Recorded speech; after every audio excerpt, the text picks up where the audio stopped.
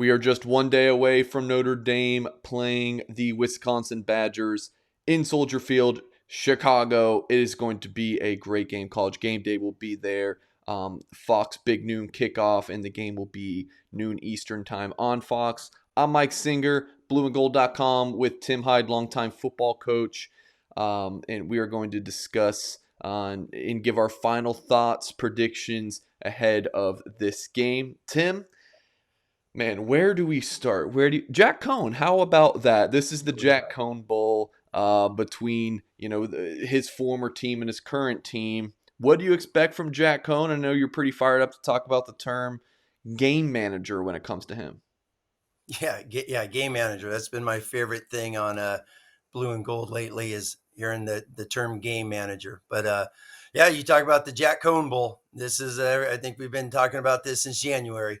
This football game is going to be exciting as could be. One thing in rewatching these games is, there's not a Notre Dame fan or even a Wisconsin fan that's going to watch this game who doesn't believe Jack Coan loves playing football. He plays with a lot of energy, a lot of passion. You just see it there. And I think the players feed off of that. One of the things I heard about Jack Coan was when he moved to South Bend, he had half a dozen of his Wisconsin teammates drove down and helped move him in. So that says a heck of a lot about Jack Coan, his leadership, the way he plays, the way he's around guys.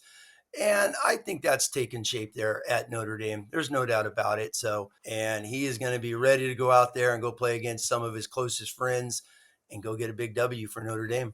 I'm kind of torn, Tim, between, and we'll get to score predictions later, between this just being like an ugly 16-13 game where Coan throws like 140 yards because neither, like, the Notre Dame offense just can't get it going against a strong Wisconsin defense. And again, torn between that and him just erupting for 4 touchdowns and 365 yards against his old team. The truth will probably be somewhere in the middle. What do you think, Tim? Well, let's just go right back to, what your first question, the term game manager is. I want to ask Notre Dame Nation out there, how many game managers out there have had, back-to-back, the first 2 games of the season, opening drives, no huddle, tempo, go right down the field and score? How many game managers have thrown for 8 touchdowns and probably missed on another 4 or 5? People will probably be talking about him in the top 5 in the Heisman. My favorite game manager stat, and doing some homework here on Jack Coan, is how many game managers have attempted 22 passes in 3 games, 7 a game of 20 or more yards down the field. So Notre Dame is not going into games saying, well, this is our game manager. We're going to throw the ball 17 times and we're going to hand it off 52. No, they're letting Jack Coan sling it. Number one, they got athletes. Notre Dame's got guys on the perimeter. Sure, he missed a few guys last week. And I know you talked about that the other day, Mike. Guys in the NFL miss guys too. So that's part of football. There's no such thing as quarterbacks completing 90% of their passes. So Jack Coan, I think he's played really good football. I'm glad he's at Notre Dame. I know the first thing we talked about before the season in our first video together was he's here for a reason. And I think Notre Dame people need to embrace that, because if Jack Coan wasn't here, who's quarterbacking this football team? I don't know. Tyler Buckner, I guess, is a true freshman. Drew Pine. Hold on, but real quick on that, Mike. Not to ask a question on a question, but it's like, seriously, Tyler Buckner has played 1 football season of high school football. Didn't play as a sophomore. All-state as a junior. Didn't get a senior year. So, let's embrace and let's be happy with Jack Coan's here, and he is playing his tail off for Notre Dame. Mike Singer and Tim Hyde previewing Notre Dame, Wisconsin on Saturday. Make sure you hit the thumbs up on this video, like and subscribe. Appreciate you guys. And Tim, want to move to the defensive side of the ball. Of course, that is your position of expertise. Seems like this Marcus Freeman defense has evolved. Maybe, I don't know if that's the right term. What have you thought about that side of the football? What do you see when you're watching film? I've mentioned this before, a lot of passion. Those guys fly to the football. These 3 games, you got 11 dudes that are bringing the hat to the football. They are flying to the football. And in every game, you want to get better. Have they made mistakes? Yes. Have they given up a couple big plays? Yes. They limited those, obviously, in the Purdue game. But one of the things Coach Kelly had talked about here over the last couple of weeks was getting off the field, third down defense. And you got a Purdue team that throws the ball all over the place. I mean, they got an NFL wide receiver. Their tight end is going to play in the NFL. They got some guys over there on offense. And, Purdue got a couple first downs early in the game. And then what happened? 1 for 11 down the stretch on third down. They played lights out on defense. And what Coach Freeman did, I really studied the third down D this past week because Coach Kelly had been talking about that. And they brought the kitchen sink, meaning all kinds of things. They were in TNT, a bear front. They were in their standard 4-3, the 4-2-5, which is, the Bauer package, as I always call it, and 52s out there running a couple different games. And then what was really hot this last week, people have been talking about it, was the dime, the 4-1-6 with JD Bertrand as the middle. The one big thing that they really did in the dime this week was they used Kyle Hamilton. They used his length. I mean, you watch the film, he's dropping down. He's playing Mike Backer. He's in the middle all over the place. They're playing Tampa 2, dropping the other safeties down the middle of the field, meaning you got 3 deep with the guy down the deep middle. They played a combination of a 2-man, some 2-zone at times. And then I loved when they played their robber. Coach Kelly's mentioned this, where they play their robber and they're dropping guys all over. And what they did this last week was they bracketed Bell at Purdue. And I think we're going to see more of that, as they go against more and more spread teams down the road. Kyle Hamilton was just a dominant force out there, especially on third down. Let's move to the offensive line. You're always passionate about talking about that side of the ball. What do you think we'll see from the Notre Dame O-line? And keep in mind, Michael Carmody, Tosh Baker, we're not sure who's going to start at the left tackle position. That is game time per Coach Kelly. So, what do you expect to see against a pretty strong Wisconsin defensive line? Oh, an outstanding defense. There's no doubt about it. Strong, physical. Going over the stats on them, they've been in the top 20 in like every statistical category the last 10, 12 years. Solid defense, physical front seven. But Penn State did complete a couple. I think they had 3. I watched the Penn State game. No disrespect to Eastern Michigan, but I watched the Penn State game, and Penn State hit them on 3 times over 40 yards. Got passes on them, so you could definitely get these guys down the road deep. I don't think we're going to see as much 12, 13 personnel because Wisconsin sees that every day in practice. Wisconsin lives in 12 personnel and 21. They have a fullback in there all the time, so I don't think we're going to see a lot of double tights out of Notre Dame this week. I think we're going to see a little bit what they did against Florida State. Spread them out, let Coan throw the football, run the ball up inside a little bit, try and get their yards what they can. And going back to the O-line, this O-line is what it is, I think, moving forward. So, I've been reading, hearing about, how this group, people are trying to compare this season to 2018. It is night and day compared to 2018. In what way? Well, the offensive line. I mean, people are trying to compare it like, the early struggle in this game and that game. You know what I mean? Trying to compare it here and there. Offensive line. Let's go back to 2018.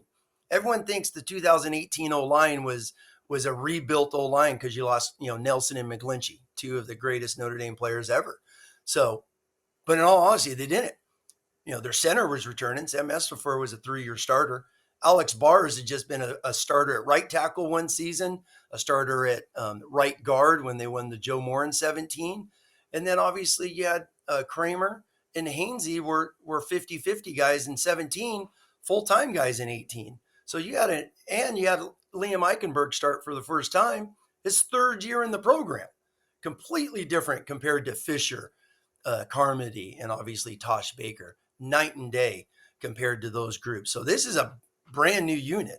You really got, Patterson for Mustafa from 18. Outside of that, everyone is completely new. So it is a different group, completely new group.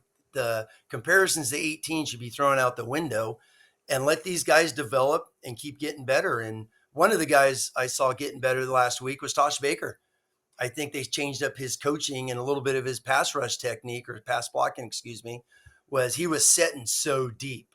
And that's the same thing with Josh Lugg. When he gave up his 2 sacks, he's going backwards way too deep, getting bull rushed inside. And the thing I liked about Baker was he was setting on the line. A lot of NFL teams do this where they go 1-2, quick set, hands, take a guy, and with young offensive tackles, once you engage, write him out. And I thought Tosh Baker had a heck of a last 3 quarters in that game. Yeah, I mean, Jarrett Patterson, you're kind of captain of that offense line on the inside. I mean, Josh Luggs played a lot of football. I mean, going even back to the 2019 season, he played a lot. He was a full-time starter last year. You even had Yes. Zeke Correll start a couple of games, but, I'll give that. Kane Madden, the one that Notre Dame really could have used just to be an absolute dude on the inside, but that one's taken a little bit longer to come to True. fruition True. I than mean, we would have hoped. exactly. True, true on those, but Lug has had back injuries, right? He's Yeah. had some back issues. That's why he had to lose 20, 25 pounds. So not making excuses for those guys whatsoever. All highly ranked, all very good offensive line guys, but it's a different group than it was in 18. I don't think that's a good comparison. All right, let's move to matchup time. The final prediction here. How do you see Wisconsin matching up with Notre Dame? I mean, Wisconsin football doesn't seem like it's changed much the past decade. So, how do these two teams stack up? And give us your score prediction, only as Tim Hyde uniquely can do. I definitely have a couple of fun numbers to use. So, but hey, it's ground and pound. I mean, they live and fullback, 2 tight ends. They're going to ground and pound huge up front. The Clemson transfer they got at tailback is outstanding. But at the same time, everyone wants to talk about Graham Mertz. Since his breakout game, he's 2 touchdowns and 7 interceptions ever since then. So can he throw the ball downfield? Me personally, I think Notre Dame's going to be jacked up, really, really excited to accept this challenge. And going into my game predictions is, well, obviously, and going back to Wisconsin's defense, going to be stout. Notre Dame fans do not, you're not going to run the ball. Let's just, I'm going to try and be as honest as I can. If we get 100, if Notre Dame, gets 100 yards, then that's unbelievable. So against this group. So going back is I started looking at the number 6 for this week. And what is number 6 this week? Wisconsin's favored by 6, which still blows me away. The last 6 years, once again, the number 6, the top 2 rushing defenses in America is Bama 1, Wisconsin number 2. And then the last 6, Wisconsin has lost 6 consecutive games against teams ranked in the top 25. The top 25. And my last number 6 for the old Irish fans, Wisconsin's lost 6 times in the history of this game. Notre Dame's won 8, Wisconsin lost 6, and then 2 ties. So I'm going to go Notre Dame by 6. Okay. I am going to go 26. And it's a 6-point spread. You know that, right? Exactly, right. For Wisconsin, but right. I'm going to go Notre Dame. Okay. I'm going to go Notre Dame. I got my blue and gold, if I should show that right here. And a lot of the blue and gold people are picking Wisconsin. So I'm going to go Notre Dame. Maybe I'm wrong. I don't understand the love affair people are having with Wisconsin this week. I think Notre Dame's got too much skill talent, too many bodies on the outside. And you go back to those 50-50 balls, right? He hit a couple, he missed on a couple. My question going into this week is, can Wisconsin's back 7 handle Notre Dame for 4 quarters? Their skill talent for 4 quarters.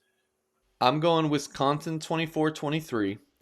I don't like to, if I make a prediction, I really don't like to change it.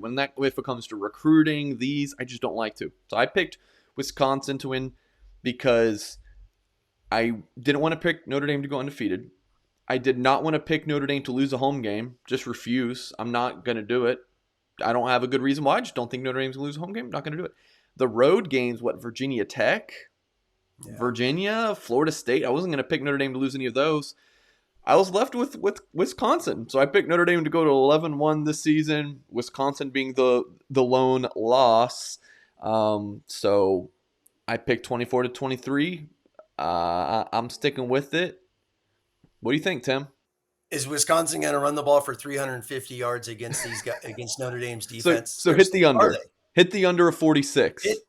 I'd definitely take the under. I mean, Notre Dame's going to struggle to run the ball. Can Wisconsin throw the ball? Did you give us a score prediction? Or you just said Notre Dame by 6? 26-20. 26-20 Notre Dame. The over-under set at 46, so there you go. There you go. You're going right on it.